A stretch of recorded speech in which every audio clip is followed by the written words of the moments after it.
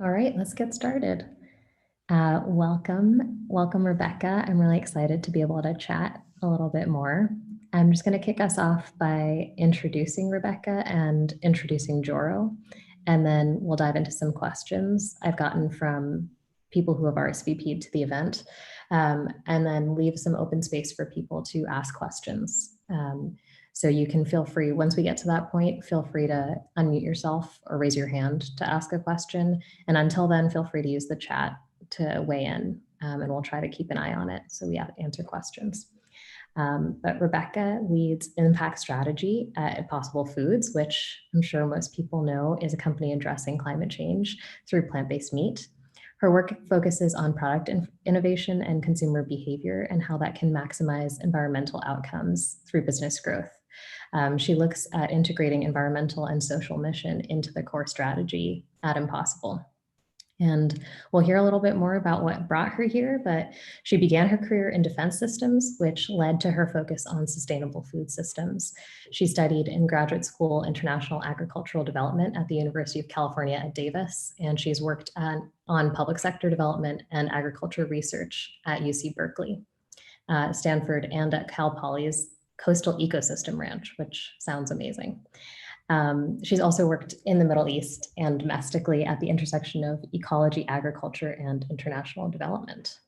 A little bit about Joro. Joro is an app that helps people take action on climate change, starting with their own carbon footprint, recognizing that collectively we have power to start moving our systems towards lower carbon alternatives. And we're really interested in the potential of food, among other sectors, to be an area where consumers can make meaningful change even before we have governmental regulation in that area. Today, we'll be talking a little bit about climate change and plant-based proteins. This has been a hot topic for several years in thinking about what's really the role of plant-based proteins and in agricultural innovation in general and helping us achieve our climate targets to keep the world on track for the Paris climate goals. So to kick us off, I wanted to ask Rebecca to just tell us a little bit about your journey. How did you first become interested in sustainability and how did you end up at Impossible Foods? Thank you, first of all, just so much for chatting with me and for inviting me to this forum. It's tough to say kind of how I landed exactly where I did, but I think you know, one thing that I found to be pretty consistent with folks in the sustainability space is that the career path is never linear. It's often kind of this very windy road that's touching on a lot of different subject areas, a lot of different fields, and mine is very, very much that. And so, you know, I really kind of entered the job space in like 2008, right smack in the middle of a recession. The good news for me was that kind of the area that I was coming out of, which is Middle Eastern studies, was hiring. So I spent some time working in and around the defense industry for a few years. Specifically, you know, I'd come from a lot of experiences where I was very interested in resource scarcity.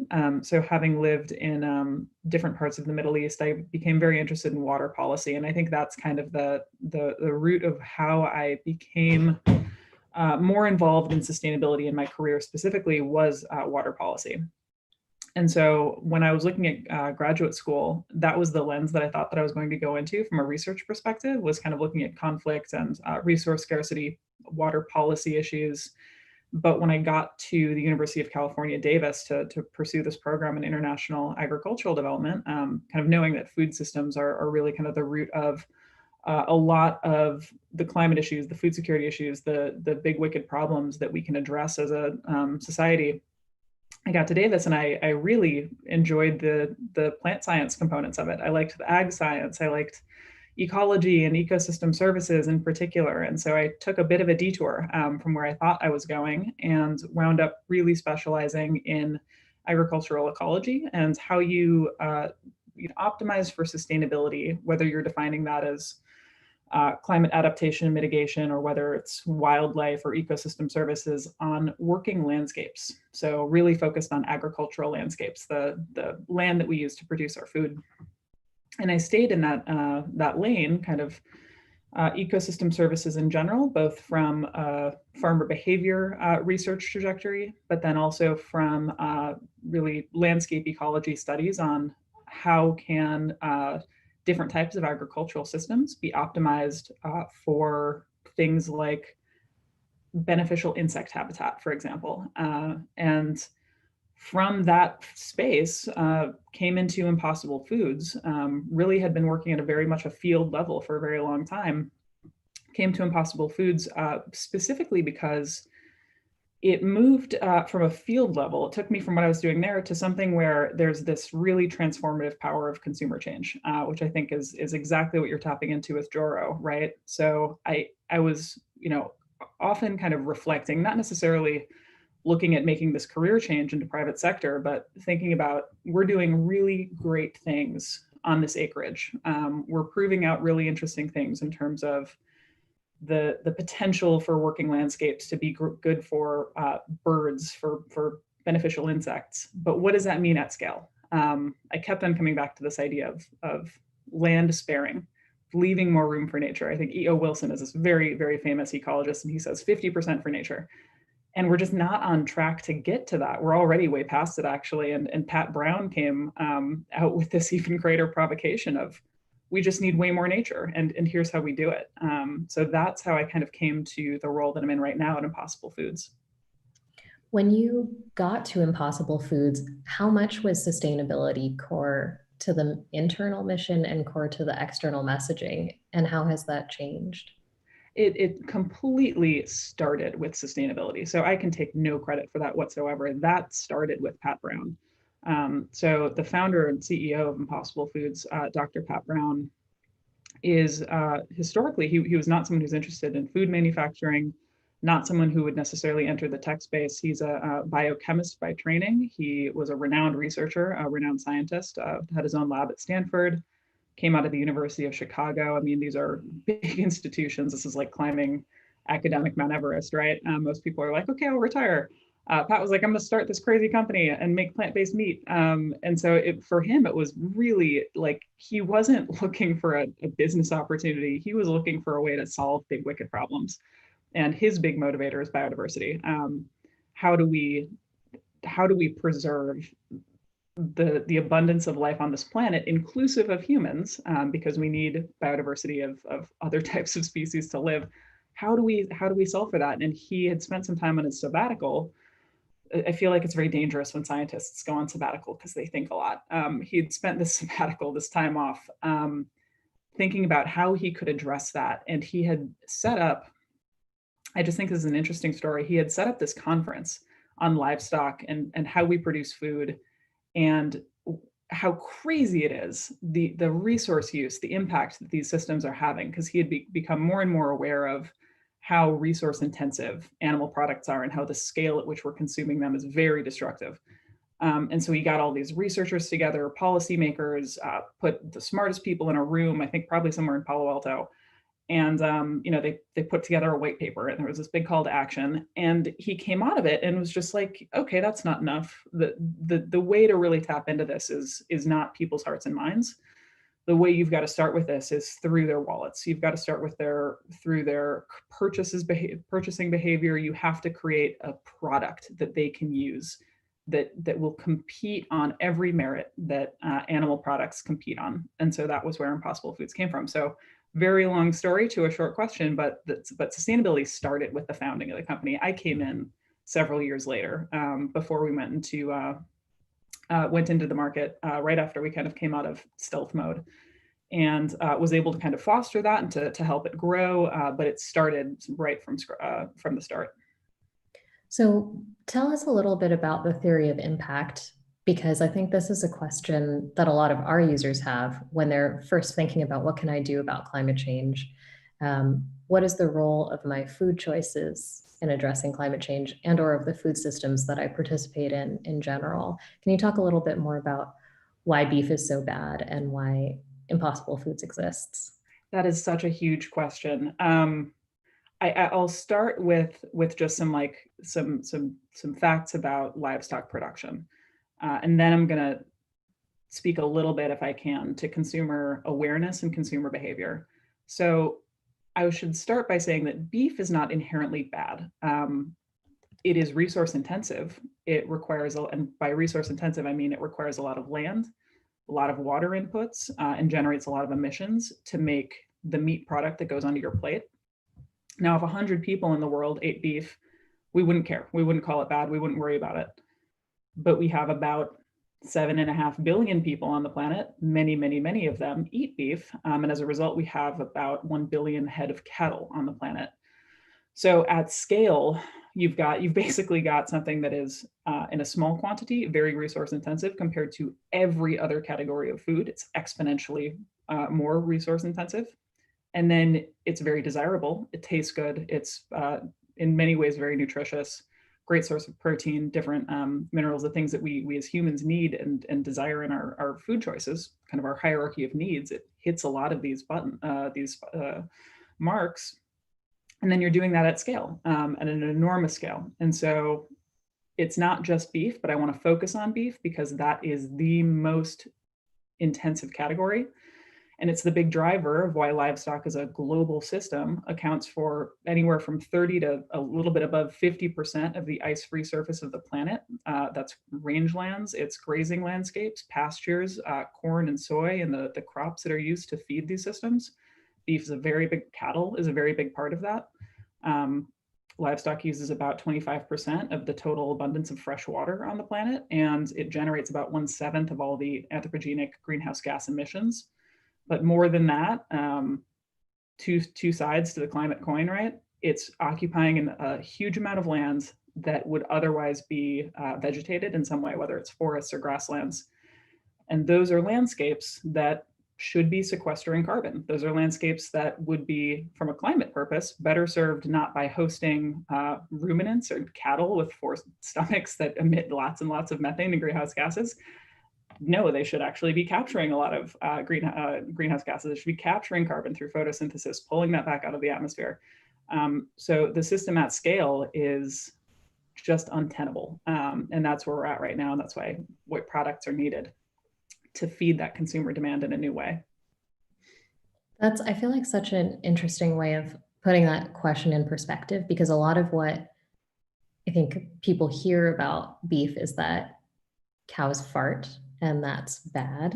And firstly, I'm pretty sure it's burping, not farting. It is. But, but secondly, I think the land resource and use question is such an important complication on that answer, of understanding that it's not just the emissions from the direct production and transportation of beef, but also the opportunity cost of the land. Exactly. There's a really excellent paper that recently came out. I can't remember the title of it exactly, but multiple collaborators, NYU, Harvard, a couple of different groups it was published in Nature Sustainability on Monday. It looks at the total carbon opportunity cost of livestock farming and looks at a couple of different scenarios and basically really outlines this is what it's costing us. This is the number of years we could set the clock back on climate change. This is the carbon budget we could gain under the Paris commitment if we were to change the way that we eat. And it's a very complex thing to think about, especially as a consumer. Requires you to think about land use, requires you to think about displaced impacts of consumption. So it's often very non-intuitive for the average meat eater, the average anyone to think about that when they're thinking about what they put on their plate. But it's the reason that if I had to pick one thing that's the most important thing you can do every single day for climate change, to address climate change, it is the food that you put on your plate. It is 100% about diet. I think more so than it is about how you move yourself from place to place. But it's not always the most intuitive for us to think about that. That's a really interesting way of describing that. Can we talk a little more about impact measurement? And specifically, I was really excited to read the work that you guys have done on analyzing the resource intensity of a traditional beef burger versus the Impossible Burger. How did you go about doing that analysis, and what did you find? Right. I mean, a good way to kind of compare impacts between different products is using a life cycle assessment. So this is kind of its own academic field, it's its own industry, but it is sort of the way that you can make an apples to apples comparison between products. And to do that, to kind of abide by best practices, you do something called a comparative life cycle assessment, which goes through a peer review, very similar to an academic paper, which basically says, okay, there's a credible claim that can be made here. And so that's what we did between the Impossible Burger, both 1.0 and 2.0, and for all the other products that we're rolling out, including Impossible Sausage, we just did an LCA for it. So you can make that comparison, and you can, number one, validate that, yes, we had a pretty good understanding that plants were going to be much more efficient than the animal version. We know that by cutting out that animal metabolism, we're going to save a whole lot of resources. You can validate that, right? And you can see the extent of that efficiency. And with the Impossible Burger, we ended up with a comparison to a very traditional, very conventional cattle system in the United States. So we didn't benchmark to something crazy. We made a comparison to something that is very typical of what you would find in any grocery store in the United States. And the numbers for, let's give it like per pound basis, they're not crazy individually. So for every pound of Impossible Burger you're choosing instead of a pound from a typical beef burger, you're saving about 90 gallons of water, about 300 square feet of land, and about 30 pounds of greenhouse gas emissions in the form of carbon equivalents. So, all that being said, that those numbers are great, but when you multiply it by the 18 billion pounds of beef that are consumed in the United States alone, that's where you start seeing the real potential of products that are plant-based as a substitute for products that are animal-based, especially if you can hit those consumer requirements of taste, deliciousness, food culture, versatility, just relevance to what they put on their plate on a daily basis. So what exactly is in an Impossible Burger? And you don't have to tell us your secret sauce, but what goes into a plant-based burger? How is it produced in general? And consumers who ask, is this natural versus is this something that was created in a lab? How do you answer that question? Well, I'll definitely tell you the secret sauce because we're pretty transparent about it. But largely in order of the recipe inclusion, the Impossible Burger is made with soy protein, coconut oil, sunflower oil. So the soy protein is kind of the bulk of the burger, kind of that muscle. The coconut oil and sunflower oil forms the fat. Potato protein holds it together. And then we have heme, which is the magic ingredient or the secret sauce. This is a big part of why our product, not the only reason, but a big part of why our product is kind of differentiated in the plant-based alternatives field, why it can really compete with ground beef for consumer hearts and minds, is this ingredient that's basically like the heme that you would find in red meat, where it's highly abundant, little molecule that's found in all living organisms. We source that from we produce it via fermentation, but the protein itself is like hemoglobin, which is naturally occurring in the root nodules of soy plants. It's also where they're highly abundant. But again, the molecule is in every living organism. Happens to be very, very abundant in red meat. It's why meat cooks the way it does, why it tastes the way that it does. It has this kind of catalyst dynamic once it's heated, and so that's a really important part for getting that consumer experience right. Is heme. To speak to manufacturing, it's pretty straightforward. Sometimes we get referred to as lab meat, but the lab work happens on the research and development side. It's how we reverse engineer meat, kind of figure out at a molecular level what makes it behave the way that it does. Why does it taste the way that it does, smell the way that it does? So once the scientists figure that stuff out and figure out how to reconstitute that from plant-based ingredients, I mean, you just kind of heard the ingredients. They're not particularly different. It's soy, it's sunflower, it's fats and proteins that you can find in many places. Those ingredients are basically mixed together and hydrated in big paddle mixers, kind of like cake batter. And then they go into a forming process where you turn them into either bricks or patties, and then we package them and ship them to stores. So yeah, absolutely. I mean, it is a process, but so is a cow. I came here from a ranch. I can tell you that a cow is quite a complex process. And so, we're able to be more sustainable, more efficient, certainly at scale, by going directly to the plants, including heme like that. Yeah, that's one of the things that struck me most, hearing Pat Brown speak about his founding story was that he calls cows a technology, just like anything else. And I love that because it is a process that our food is going through, and we're accepting this cattle-based process for coming out with protein that we enjoy eating. And simply creating another process doesn't necessarily mean that that is less healthy. It certainly means that it's more efficient.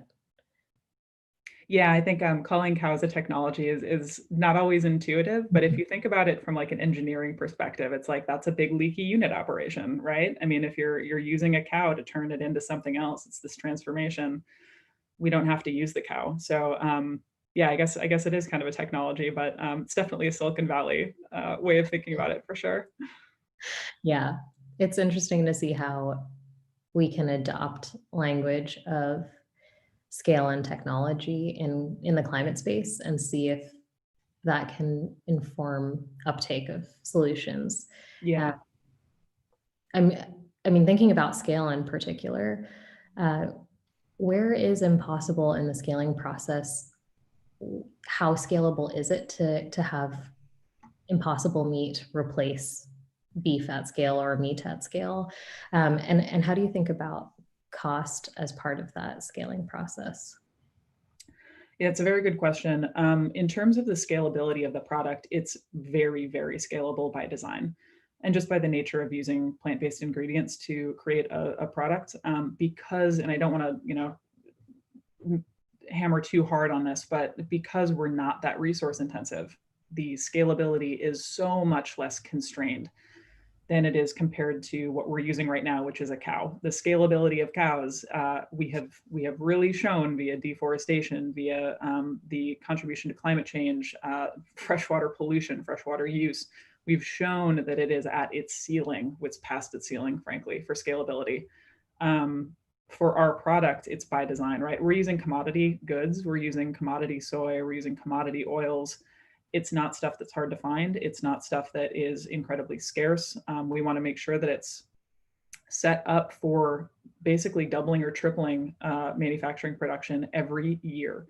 And we're holding this very exponential growth goal because the mission of the company is environmental. If you want to make a dent in climate change, if you want to halt the catastrophic loss of biodiversity, and or on that, a report came out today from World Wildlife Fund and the Living Planet Index showing a 68% decline in wildlife populations over the past 48 years. That's terrifying. So this is an urgent problem. We designed it to be a scalable solution to address a massive problem. So it's it is technology. There is a lot of work and research that goes into commercializing new products, that goes into scaling up our mission.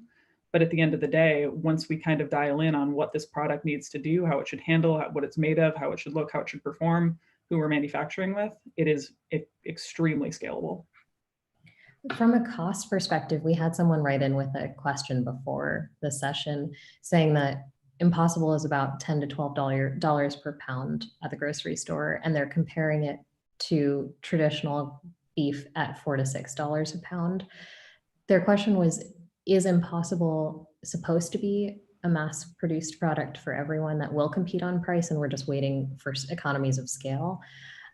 Or will it always be, to some extent, a luxury product? And what is the role of government or working with policymakers in ensuring that it could be more accessible? The last thing that we want is this was for this to be a luxury good, or for it to stay a luxury good at a premium price. The way that you achieve impact, the way that you provide a viable substitute to high intensity products like animal products, is to compete on price too. So we started with competing on taste. We knew we had to unlock that first. If you offer a really inexpensive product that doesn't taste good, you're not going to achieve that. So we have really proven out the viability of the product to consumer palates. Now is the time where we're getting to scale. Now is where we can start looking at actual price reductions. And I'll also note that about a year ago, we made a significant price reduction to our distributors. So we've shown that we're willing to start cutting prices. And I can't speak to exactly what the pricing strategy is going to be, but we're very much on the record as saying that we want to be at or below commodity beef. And that's a pretty low cost because we're not very nice to cows in the United States, at least.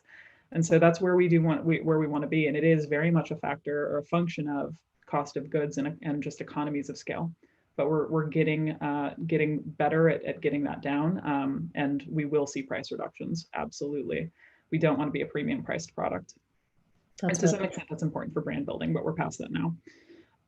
In terms of government interventions or policies, we are pretty agnostic. We don't, want necessarily to see restrictive labeling, but at the same time, it's like we're not going to pick a fight with subsidies. We're not going to make comments on what should be rewarded with taxpayer money or not. We're going to compete in the grocery stores, in food service, in direct to consumer. We're going to start there, and the rest of it, we kind of just stay away from. Yeah, that's really interesting because I think um, in the energy space in particular, there's certainly a big oil paradigm of lobbying for supportive policies that can help create the sector. And it's difficult to imagine how low carbon alternatives will be able to succeed without um, some dismantling of the systemic support for carbon intensive products. Right. But I think it's an interesting approach to think about how can we really solely focus on the consumer and produce a product that consumers want and will buy at a competitive price and Yeah. see how policy follows and historic it's kind of the fights you want to pick, right? And I think that the energy sector is a really interesting example of, we kind of reward old capital. We reward the industries that exist. It's hard to break that modality, especially in policy, especially when you have all of these incumbent stakeholders who have a lot of their, existing financial or other interests wrapped up in the success of these things. And so I don't want to say that these kinds of interventions aren't necessary, but that it's just not where we are right now. But it is, especially in the transportation sector and the energy sector, it's desperately needed, to have that change. And you see some of the consumer products coming out that can help with that. So, every Toyota Prius that's not a Humvee, I'm happy about, but there's certainly an urgent need for shifts on that front too. Yeah. I want to ask you one more question before we open up to any other questions people have. So everyone else also feel free to start thinking about and writing questions into the chat or raising your hand. We can call on you after this. But I'm curious, how have you seen the consumer mindset evolve in your role? And to what extent do you think that sustainability is a driving factor for consumers? And I guess the open question of how can we help? But there's so much to say about that. It's hard to even know where to start. Let me start by saying this. There is a well-known consumer awareness gap on food in general.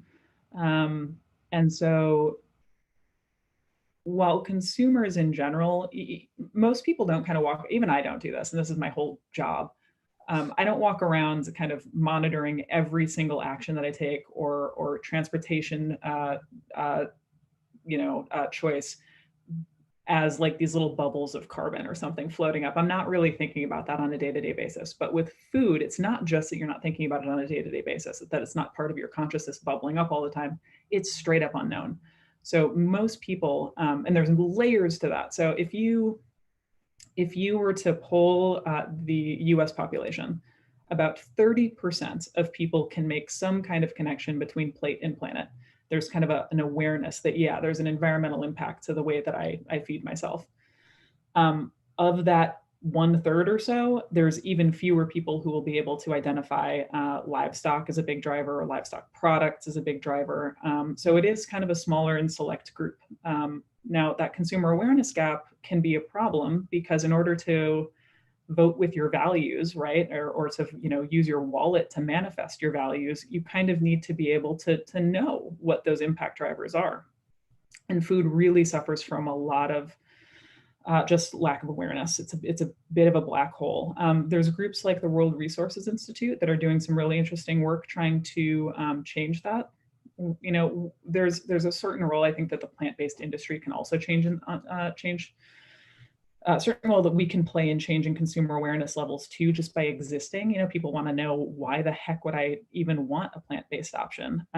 But if you were to kind of hold a focus group of people and you ask, hey, can you make this connection between a steak on your plate in the state of Iowa and Amazonian deforestation dynamics, there is no way they're going to be able to make that connection. And it's a lot to ask, frankly. And so if we can just get to a point where, food has a higher level of awareness, if not expertise, on in people's minds around these issues, I think that's a massive win.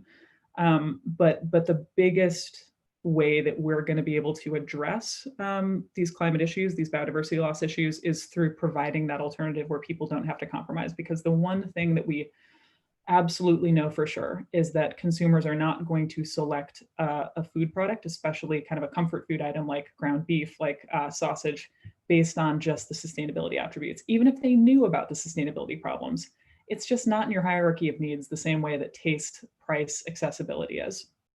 And so where I think it's really interesting for products like Joro is, to the extent that this can be an awareness mechanism, to the extent that people can start really connecting plate to planet and knowing the degree of importance that has, I think personal agency is very motivating for people. When you talk about climate, there can be a sense of despair, or I can't do anything about it, throw my hands in the air, or get mad about it, have climate anxiety. I've heard so many new kind of buzzwords about climate zeitgeist of like, oh, there's climate anxiety. And so people are not necessarily acting on that, but are rather just sort of failing to act. And you have to have products that can bypass all of that. I will say just one more thing generally on awareness building, that I think that the climate conversation is getting more attention. There's a certain amount of the Greta Thunberg effect of knowing about this stuff, because there's a sense of justifiable outrage. How dare you leave me with this trashed planet? What you guys do? You were asleep at the switch. Like, that's totally valid. So I'm seeing a little bit more of like Gen Z millennials kind of adopting that in voting, in purchasing, in their behavior and activism. But it's you need to provide the toolkit. You need as an industry to be able to say, you're right, you should be outraged. Here's something that you can do about it. So that agency is what I really want to tap into. What you do has an impact, and it has a powerful impact. And with food and with plant-based meat, that is very, very true. Yeah, that's something we think about a lot, is this transformation from anxiety to agency. How do we help people go from a sense of justified outrage, from anger, from anguish, from anxiety, to channeling that towards something that will get us there faster, that will get us to a cleaner planet for all within the next 10 years, at least put us on that trajectory within the next 10 years. And so I think that's really interesting. And awareness is something that is really difficult. I mean, education is hard. That's part of the reason why no one wants to work on it, because changing people's hearts and minds is hard work. But I think you're right that it's exciting to be in a time when people are talking about climate change more, even if part of that reason is because it's affecting our lives on a daily basis in a more overt way. Yeah, and you have to be able to give them a way to act on it, whether that's Impossible Burger or whether it's an app that's showing them, here's what your purchase is translated to and your carbon impact. There's just capacity building that we need to do. Yeah. Okay, well, I'm going to start opening up to questions. I see a couple questions that have come through in the chat. I will let you guys ask your questions directly if you want. So starting with Shashank, do you want to ask your question? Yeah, sure. Can you hear me okay? Yes. Awesome. So yeah, thanks for the great conversation, guys. So one is, what are the biggest challenges in impact measurement? I know you mentioned doing peer reviews for robust LCAs. How can that process be better? Where are the challenges today? And the other one is, how are you guys thinking about educating the, sort of doing the, well, at least broadcasting the climate impacts, whatever you get from LCAs, to the packaging level? I know you have some packaging, some information that you educate on. But are there other ways? Is it more, empowering your brand, and or are you trying to sort of quantify your LCAs more at the packaging level? That's it's really funny that you kind of mentioned the packaging and the numbers on LCAs, because I recently was in a conversation about that just earlier today, so this is very timely. I want to make sure that I'm answering the right questions though. So the first is how can basically what would make it easier to adopt and to use LCAs? Is that That's right. Yep. Okay. I think a big barrier for a lot of certainly private sector is probably cost and time. It is really expensive and it's really time consuming, especially if you're a small startup. You don't necessarily have the tens of thousands of dollars to throw at a comparative LCA. And that's kind of what you need to make marketing claims based on. However, there are kind of leaner options that don't require quite as much of time or financial inputs, where you can screen or review your own hotspots, your own impacts internally. But to make those marketing claims, it is a bit of a buy-in across multiple fronts. And so I think that and I'm speaking out of turn because I frankly don't know. I mean, there might be ways to kind of democratize this process a little bit more, and to certainly make apples to apples comparisons easier. I think one of the big things that makes LCA work tough is if you do want to compare between products, this is kind of a good example because both Beyond Meat and Impossible Burger, Impossible Foods Burger and Beyond Meat Burger, we both have an LCA, but you can't compare them to each other even because the methods are different. It's so specific. So if you're using different inventories, if you're using different kind of calculation methods, you wind up with an apples to oranges comparison, even between incredibly similar systems and scopes that you're looking at. So that can be a little bit of a shortfall, a little bit of a constraint for use and kind of broad applicability that I don't have a very good solution for. To your other question on kind of broadcasting the climate impacts or the resource impacts of our products versus another product on packaging, it's kind of a question of real estate on the label. So on our brick, kind of I think it's like 12-ounce ground beef from plants package that you can get at Safeway or in grocery stores, that brick doesn't have much room to advertise anything other than the nutrition label and kind of how you can cook with it. Now, the retail patties that we recently launched have a slightly bigger package and allow us to actually put our LCA numbers right on there. We're not sure how people are reacting to those just yet. It's really new out there. It's kind of on the back of the package. So as a consumer, you've already picked it up, you've already looked at it. And so you're kind of seeing it for the first time. What we're testing now, and so some of the really interesting work happening on our consumer insights team is understanding how people internalize sustainability messaging and how they respond to it. And it's very different across generations. Gen Z behaves very differently in response to certain provocations than does Gen X or boomers. And it's very different based on the copy, the content of whatever you're saying. So that's very much a work in progress. But putting it on our label is one way that we can kind of start. And the other ways are all the other communications tactics that we have, including marketing. And we do a bit with the sustainability messaging and marketing too. We're kind of wading into that, seeing how it works. Did I capture all your questions there? Yeah, that was perfect. Thanks so much. Great. The next question is from Sonia. Thanks. Yeah, I'd be really curious to hear your thoughts on how plant-based meats like Beyond and Impossible compare to other plant-based proteins. Like, why don't people just eat chickpeas? And specifically, two things I'm curious about hearing more about is like how they compare in terms of carbon footprints. I know that's kind of, plant-based proteins is a very like wide sort of net to cast, but I'm also curious to hear about also like market opportunities, consumer base, your thoughts on how plant-based meat compares. Yeah, that's a really interesting question, and it's one that comes up a lot in academic conversations. It's one that comes up a lot in the climate and food and ag space. Is why do you need these elaborate products? Why do you guys need billions of dollars of investment? Why do what's going on that this is so important? Why can't everyone just eat beans if we know how bad it is to eat beef at scale? In fact, there's a really excellent paper, something along the lines of beans over beef, that looks at the total like carbon opportunity cost of these things. It talks about why, if we were to just shift beef consumption into beans, which hit on all the nutritional points that we would need, why can't we just do that? Consumers won't. Consumers just won't. So some of them might. 3 to 10% of the US population is vegan or vegetarian. But beef, any animal product is so deeply ingrained in a lot of food culture, and food is culture. It is like, I know it's like kind of simplistic to say that, but it's so evocative of how you were raised and how what you're used to and what your comfort points are.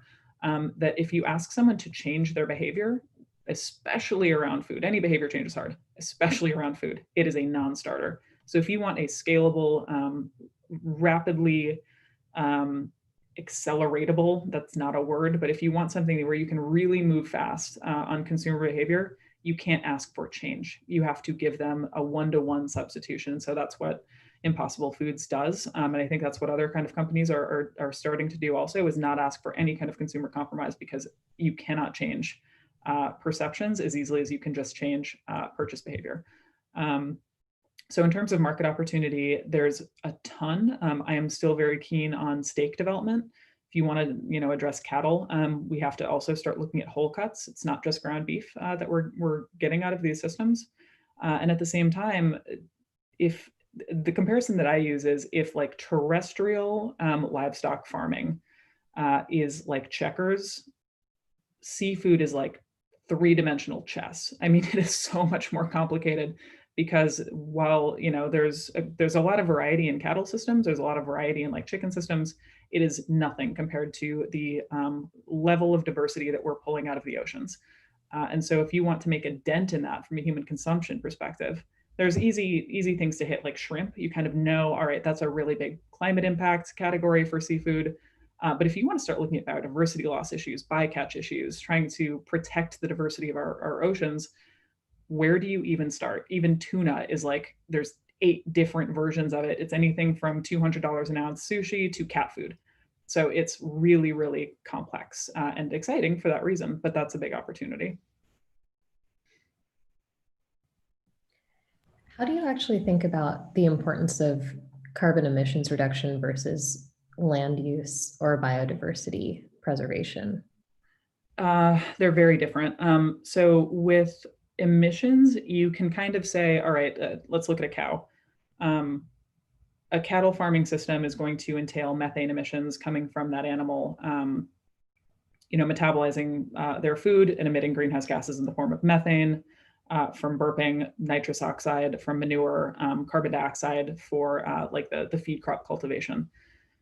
If you were to eliminate the need for that cow, the emissions stop. That's pretty straightforward. However, the land that animal is on, or the land that herd of animal is on, in order to make sure that you actually are sparing land, there have to be long-term changes to diet. It can't just be, oh, I went vegan for a year, for example. If you come back to it in a year later, like let's say the whole world went vegan for a year, yeah, you'd have an emissions gap, right? That'd be great. But the land use wouldn't change, because it takes, and the carbon sequestration wouldn't really change, because it takes 20 years for trees to regrow. There's a saturation curve for carbon, right? And land has also competing uses. So I'm not that worried about land use competition. Let's say that we're able to spare land. Let's say that you're able to remove the competition of cattle, so wild animals can come back, so they can be natural revegetation of whatever was there before, whether it's trees or grasslands.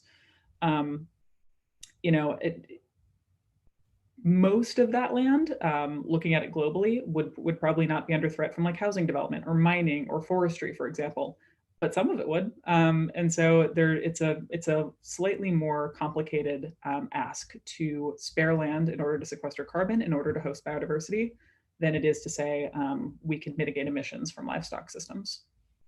Interesting. Yeah, I think that's a really good point, and also has some precedent in the product that we're trying to build. in terms of how do we help people sustain behavior change over time rather than achieve a specific change for a week or a day that can't be sustained, and recognizing that that everyone starts from different places. You probably are not going to be able to get someone who's a heavy carnivore to switch to becoming a vegan in any sort of sustainable way, but we could meet everyone where they are and help them improve marginally from where they started and help them sustain that over time with others. And that's the way that we can create useful change. I love that approach of meeting people where they are. I think it's the only way you can really make progress. We can't ask for people to make massive changes. We have to equip them with the right tools, and we have to, right size it for every individual. And I think that's a great approach. I want to get to a last couple questions in here. Sitara, do you want to weigh in with your question? Hi, yeah, can you hear me? Yes. Okay, my question was just about what this looks like outside of the US, because I feel like a lot of these questions were pretty US centric, which is obviously probably where a lot of this activity is happening first, and that's where a lot of meat eaters are. But I was wondering, like, I don't really know enough, but what would taking some of these products, or maybe they're not needed, but just what the similarities and differences are internationally, and maybe if Impossible Foods is already thinking about that? Yeah, the solutions are absolutely needed internationally, in particular in emerging economies where kind of rising wealth is leading to increased consumption in animal products. So the US, North America, to some extent, South America and Latin America, we've been eating huge amounts of livestock products. The EU, we've been eating tons of livestock products for a very long time. There's emerging demand from places like East Asia, where by all means, like, these populations have the right to really good, high quality food the same way that we all do. Unfortunately, the negative externalities of feeding that demand are going to come out of the Latin American subtropics. So the EU deforested a lot of land. The US deforested a lot of land. New emerging growth that's coming up above the baseline of consumption is going to come out of new agricultural landscapes, and new agricultural landscapes are going to come out of the tropics. And so that's this, kind of deforestation question. It's a land use conversion question. It's not just the Amazon. It's, big biodiverse savannas where we're producing tons of soy to feed livestock in places like the Brazilian Cerrado. So I think it's incredibly, incredibly important to be able to feed international demand with these products, whether it's Impossible Foods or whether it's another company. And there are a number of other companies that are working on exactly these very same issues. And with similar products, I can name a few. Omni in I believe they're based in China, but I'm not positive.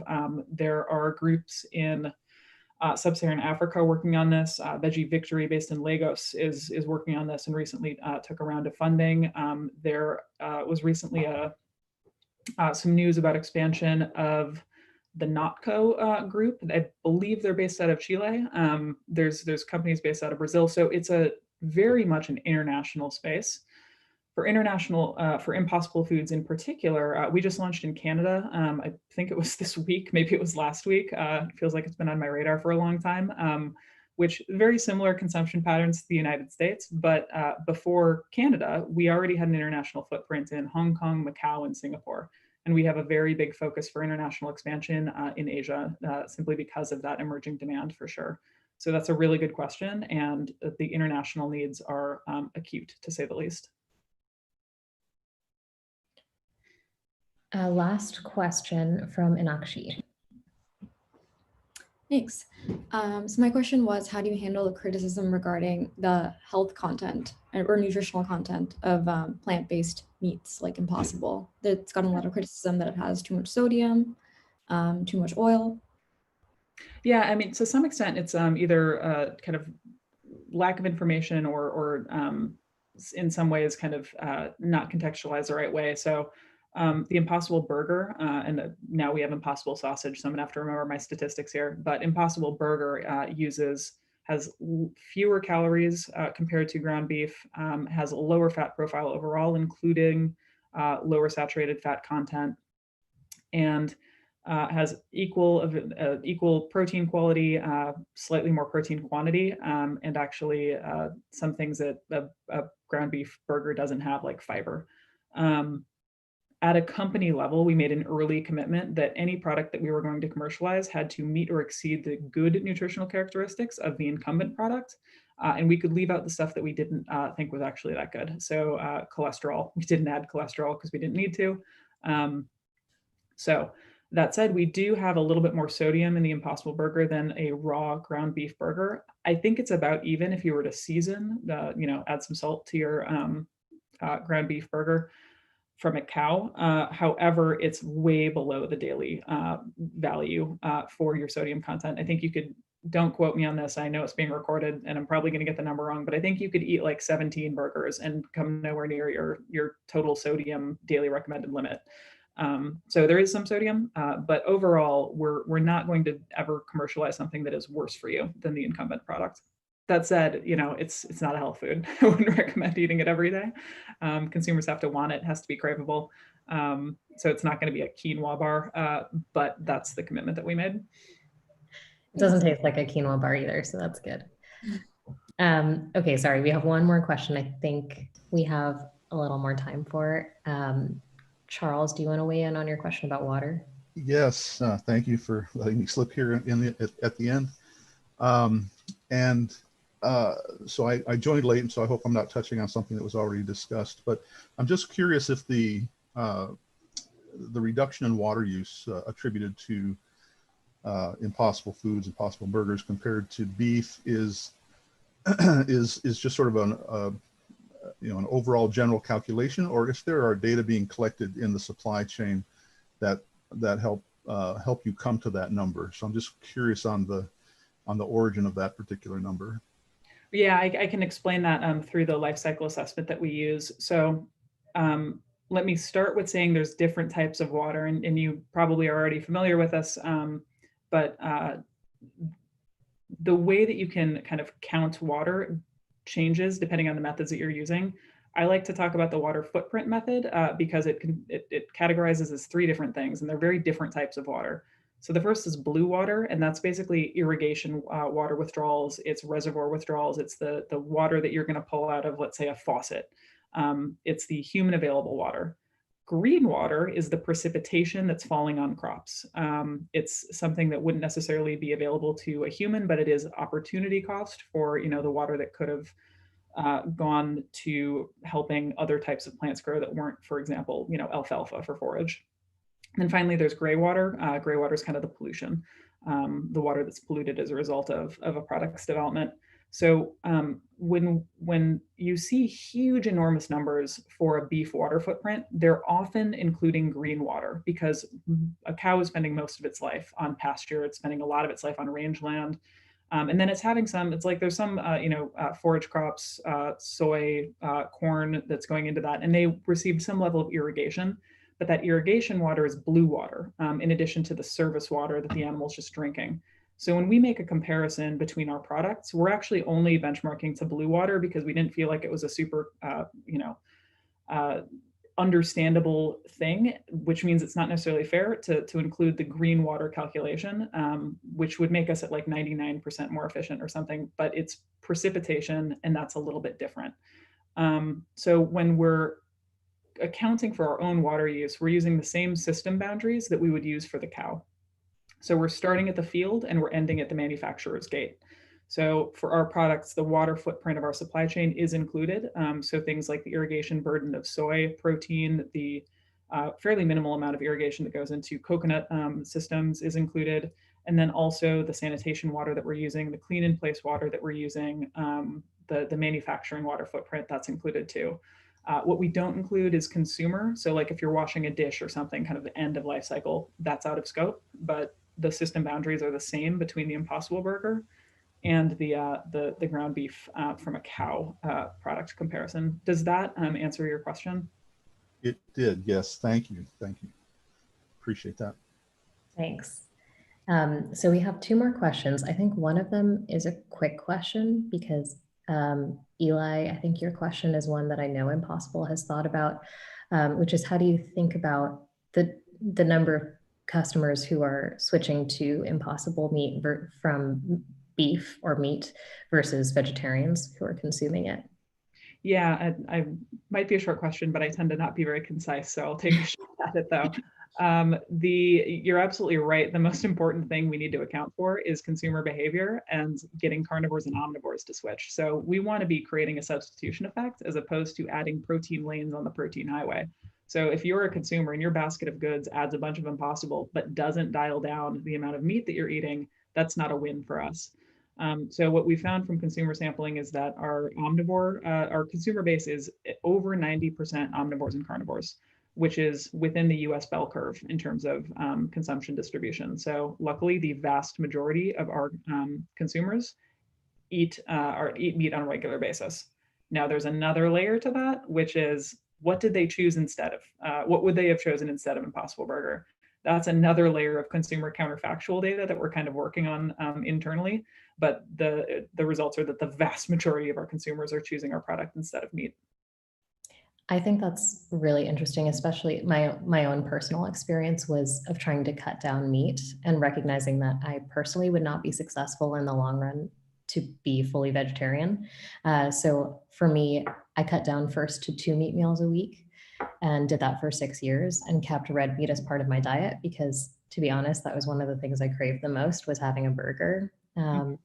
But actually, for the last 2 years, since I've started eating more plant-based burgers, I haven't had any red meat at all. And that's been a huge thing for me personally that I don't think I could have achieved without I'm glad. it. Yeah, now I can definitely get down to 1 meat meal. Sometimes even I'm vegetarian, I don't even notice.